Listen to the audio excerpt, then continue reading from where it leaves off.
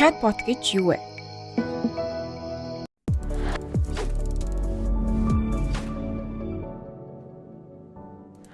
Би та бүхэнд яг энэ чатбот гэдэг зүйлийг Монголд хөгжүүлээд ажилуулж байгаа мэргэжлийн хүнийг нь урьж авчираад энэхүү хичээлээ бэлтгэсэн байгаа. Тэгэхээр та бүхэнд хэрхэн яаж чатботтой болох вэ гэдэг зааврыг чатбот компани ахлах менежер Отгон Жаргал маань нэг бүрчлэн зааж тайлбарлах болно. За, сайн байцгаана уу? Та бүхэнд энэ өдрийн мэндийг хүргэе. Чатбот компани ахлах менежер Отгон Жаргал байна. Та бүхэнд өнөөдөр чатботыг яг бизнестэй өдөр тутмаа хэрхэн ашиглаж болох вэ гэдэг ийм типтэй тусламж өгөхөөрөнд ирсэн байна. За, тэгэхээр манайхан бол чатбот гэж компани байгаа. 2019 оноос үйл ажиллагаа явуулж эхэлсэн.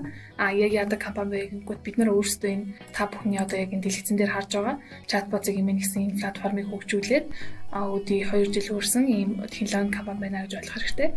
Тэгэхээр чатбот гэж юу вэ гэдгийг эхлээд ярих хэрэгтэй байна. За, тэгэхээр чатбот нь бол мессенжерийн платформуд болох Facebook Messenger, Instagram, Twitter, Viber гэх мэтчлэн ийм мессенжерийн платформудаар холбогддог автомат хариуцлагч ойлгож болно. За, манай компани бол зөвхөн Facebook-ийн мессенжерт холбогдсон автомат хариуцлагчийг хөгжүүлдэг гэсэн үг. За, тэгэхээр би болон манай компани та бүхэнд ямар боломж олж байна вэ гэхээр манай чатбот-ийн mail гэдэг энэ вебсайтыг манай платформыг ашиглаад өөрсдийнхөө одоо палаг туслахыг бий болгооч гэсэн ийм боломжийг олгож байгаа гэсэн үг.